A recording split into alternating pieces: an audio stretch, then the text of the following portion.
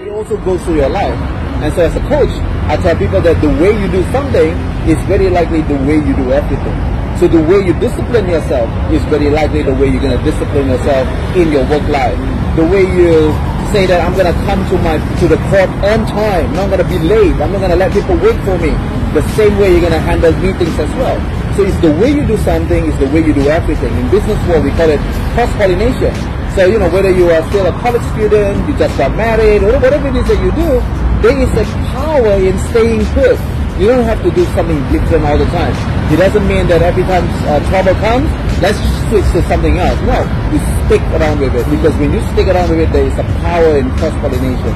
And I think that's what I think is really powerful in that one. It's true in basketball, it's also true in marriage, it's true in your personal life, it's also true in running a business, right? And then if you listen to Steve, what he's saying is that in coaching, I also say this, I say like, if you prepare it only in the time of your need, you are very likely already too late. In Bahasa Indonesia, we say that sedia payung sebelum hujan. Doing business is about the preparation. It's not about the execution. If you just execute and just do, it's the same with like me trying to go. I played basketball with him a couple of years ago, I think 2 or 2.5 years ago. I mean, like he's shooting trees like the ring is on fire. So I'm not going to try to. Because I never prepare. I don't wake up in the morning and decide that I'm gonna practice my 3-point shooting. And so when I go against him, it shouldn't be a shock that I got beaten miserably, right? It shouldn't be a shock that today we thought like, 3-minute push-up, what's the big deal? Yeah, that's right. Because Steve, he prepared it way long before you ever need it. Those muscles was not created 2 weeks ago and he said, because I'm going to go meet David, I'm going to do this show. Okay, let me do some practice so that I can do this 3-minute push-up. No. Been preparing for 20 plus years, the whole life. So you see, sometimes an opportunity, all it needed is like you did it, you failed. You did it again, you failed. You built the business, you failed. You keep on preparing, you keep on building, you keep on building up that muscle. One day, you suddenly go in a position where the same challenge, the same opportunity come inside your life. And you say like, I know how to handle it. And you see why? Because you prepared it before you actually need it. But in life, because 56, 40, 34, and for some of you maybe 20, 18, 17, doesn't matter our age, we might not have that preparation in all our lives. And so you do a subject in the school and then you fail. That's fine. What does it tell you? What does it tell me today in this workout? I told Steve when I was walking about here, I said like, now I know that I used to be able to do 100 push-ups in 3 trials, 15, 30, and 20. I have not been doing it for 10 plus months. And so now I didn't prepare myself. So I thought 3 minutes, I thought I could be handling it maybe 2 minutes. Oh my God, I think I failed in like 30 seconds. And so preparation, that's the name of the game. That's why the greatest and the best business people, if they stop preparing themselves, they say like, I'm good enough, been there, done that. That's why the greatest also still fail. Because you gotta keep on fighting, keep on preparing, right? And so it's true in your world, in the basketball. It's also true in terms of like doing business. Exactly the same. I like that idea of cross-pollination. I read a story, not a story actually, it was a study that was done, and it was talking about top-level coaching and moving top-level coaches into the business world as CEOs. Seamless. Because if you can be the head coach of a team and it's successful, you can be the head coach of a business team and be successful. So that same connection. Same thing, military. The disciplines that are learned in military, you put them into the workforce, they do quite well. Let me ask something about your spiritual life. Because in my opinion, the deepest part of your foundation, the deepest roots, are always, who do you worship? What do you worship? Where does your heart run to in times of trouble? And where does your heart run when you want to give praise and glory? And I think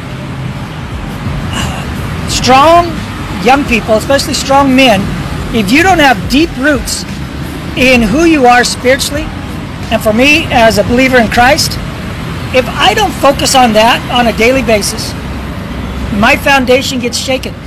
The things of this world can take precedence. And I have to keep connected to the root, keep connected to the vine. the Bible says. I'm Christian actually. Jadi I keep follow kayak my Jesus. For me untuk running the business aja, I don't have any kayak purpose yang jelas gitu kan. For me kayak saya nggak punya purpose yang jelas kayak tujuannya mau ngapain gitu loh. Yang aku tahu, I have a vision kayak I wanna give my knowledge, my experience for the equal opportunity for Indonesia. Itu aja. Nah yang kedua adalah yang saya lakukan sekarang, saya cuma melangkah. Jadi kalau mau nanya kayak tujuannya ngapain, ini apa ini, saya cuma mau melangkah. Saya cuma mau nurut. Emang kalau nurut itu jadi kayak jadi susah nggak? Jadi kayak semua jadi easy nggak? Enggak. For me dari athlete, 15 years being an athlete and then now try to make a business, itu kan kayak different. Waktu jadi atlet, I just follow. Now being a businessman, I created. Kayak kita harus prepare semuanya create. That's why kayak it's hard for me to do it. My pastor said kayak main golf kan, kalau kita nggak melangkah, kita nggak akan tahu. Semakin kita melangkah, jadi kita tahu nanti tujuan hidup kita mau kemana. Kalau kita nggak melangkah, kita kayak just stuck. Dari melangkah itu, walaupun kita susah, kayak tapi David said kayak bagus banget kan, about kayak tetap kayak perseverance, keep trying, fail it's okay, keep stick in your kayak business. Ya kalau kamu kayak perseverance dengan hal kayak gitu, pasti nanti Tuhan tuh akan bukain jalan. Begitu juga waktu saya jadi atlet di tahun 2002 pertama kali saya masuk Aspak, I got kayak dibilang mental illness, ya kurang lebih kayak gitu. Kenapa saya bilang mental illness? Di satu titik itu saya kayak frustasi. Waktu itu saya cuma mikir kalau saya mau quit. I wanna quit. Aku nggak tahan. Why nggak tahan? Karena dengan kayak environment, saya ngerasa kayak saya nggak mampu. Saya ngerasa kayak saya nggak layak. Saya ngerasa kayak saya nggak good enough. Tapi saya just kayak stay. Tapi waktu itu purpose saya bukan cuma tujuan saya bukan cuma karena saya mau karena Tuhan. No. Dulu saya maunya cuma I don't wanna back to Surabaya karena saya dari Surabaya. Saya nggak mau balik lagi ke Surabaya. Saya nggak mau bikin malu warga saya. I just wanna kayak stay gitu. Dan dari sana pelan-pelan kayak Tuhan bukain jalan. Tapi waktu itu saya nggak sadar. Ketika saya sekarang saya realize, oh iya ya, karena saya stay, karena saya perseverance, and then akhirnya ya saya ada sampai saya sekarang. Begitu juga dengan saya sekarang. Mungkin it's me kayak susah banget untuk running the business. Tapi ya kalau saya stay, saya melangkah, saya percaya pasti Tuhan akan bukain jalan buat saya. Itu sih kayak my spiritual journey started at 12 years old. 12 years old, I accepted Jesus as my Lord and Savior, and I've been serving God since then. Today I'm 40 this year 41. So I've been serving Jesus all my life. My testimony is not those type of testimony where it says like, oh, I used to be, I use drugs, I smoke, I go to the clubs, I'm alcoholic, all those type of things. I've been the so-called good boy, and I've been serving God since I was 12 years old. Good boy, Good boy. Of course, what it means is that like we all make mistakes, we all have our weaknesses, but I don't have those lives where I am not in the house of God. Every Sunday, I live in New Jersey. The church is in Queens. It takes you 1 hour 15 minutes to go to church. I reach the church 5:30 every single morning. After we're married, we still get every Sunday 5:30 in the morning. After Rachel was born, I'm still there 5:30 every single morning. So I've been serving Jesus all my life, and I wanted you guys young people to hear that. Yes, God works in wonders. There are people that messed up with their lives, and you accepted Jesus' love and grace, and then your life changed forever. If you're born in a Christian family, you go to Upeha in a Christian community, you don't have to have a messed up life first for you to serve Jesus.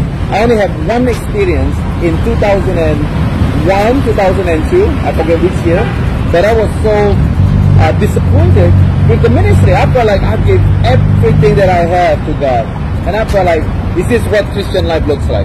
So I went to, in Jersey, there's a river, and I went to the edge of the river, and I prayed to God, and I said that from this night onwards, I don't want to be Christian anymore. I don't want to be your son. I just want to say goodbye. I want to do business the world way. I want to do it however I want it. I'm going to cheat. I'm going to do whatever I want. I said, I'm just telling you, from now on, I'm no longer your family. Right? This is what God's grace looks like. Because I went up, at the time I'm still in college, and I have to climb this, I don't know, maybe like 100, 200 stairs to go to my dorm. And then with every walk, I feel in my spirit There's a post that says like, go check your email. This is like 2001. I mean, I'm from Medan. Nobody knows what a laptop looks like, right? So I went to the dorm. That voice is so slow. I was like, go check your email. And I thought to myself, man, I'm all sweaty. Yeah, I'm gonna take a shower. So I wake up from the shower, go back to my room, and that voice kept on saying every step. He said, like, go check your email. Go check your email. Go check your email. So there you go. This is like 2 o'clock in the morning. I open my laptop. I turn on the email. Right, this is 2001. It's not like right now. Any normal person have like, I don't know, 20, 50, 200 emails. This is not. This is the back way down. There's like 6 emails in there, right? Right there on the top. There's an email from a guy in Medan, from my hometown. His name is Pirwandes Purba. And he wrote, he said like, hi David, my name is Pirwandes Purba. You might have forgotten me, but you're the guy that saved me when you were doing ministry in one of the smallest city in the third tier city in Sumatera Utara. And he says that I just want to let you know that right now I'm serving Jesus and I'm in USU in Universitas Sumatera Utara and I am serving in my local church. I forgot whatever the rest of the email looks like. I just break down in tears. I can feel this gentle voice telling me, he says like, following me is about patience. You sow and you thought like you have to harvest immediately. Look, your work, it matters to me. That is the only maybe like, I don't know, 4 hours that I gave up my Christianity since 12 years old. Ever since then, I make mistakes. I'm not perfect, but I fight a life that I can say that for those who doesn't know Jesus, at least they can know what Christians should look like. If you have known Jesus, I want you to love Jesus more because of the things that I do in my life. And you have already loved Jesus, I want you to serve Jesus the way we do. I'm a businessman. We started business together with Steve before. But you know what? Then 11 years ago, I stepped my foot in Jakarta, in Karawaci. I served Jesus then. 11 years later today, I have generally a much more crowded schedule. I have to do a lot of different things, but we still make space to serve Jesus. We still make space to serve the one thing that matters. Because at the end of the day, our life is not about how many people give us accolades. It's not about, of course, the one person that can make me a good day is when my wife says that, good job, I love you. But even that is not compatible when we get back to our Father and for Him to say, good job, well done, my servant. That's it. That's all we want. I think like that has to be the motivation, and that's why my spiritual life is not just an activity that I do. It is something that the day that I go to a Christian gathering, the day that I'm asked to preach, the day I'm asked to share the gospel, and then I feel like, oh, why are you dragging my feet? Do I still drag my feet? Do I feel like, man, you only have what? 10 people coming? Do you know who I am? You gotta have like 1,000 people, you know? You gotta have like this, you know? Then you know that my Christianity now is a transaction. It's no longer about transforming lives. That preacher, that when he make that one preaching and the message that stuck on me, and when I was 12 years old, maybe I was the only guy that was saved that night, you know? But that one soul is hopefully an inspiration for you all to know that, you guys are young. You want to live your life for Jesus now. You don't want to live your life for Jesus when you are 30, 40, 50, when you got kids, when you become granddaddy or whatever it may be. You want to live your life for Jesus right now. Yeah. I mean, like, I am a testimony. You'll never regret it. God was good. I can promise you that He's also the same God. This will be good for your life as well. That's how important it is for me, Steve. Well, I think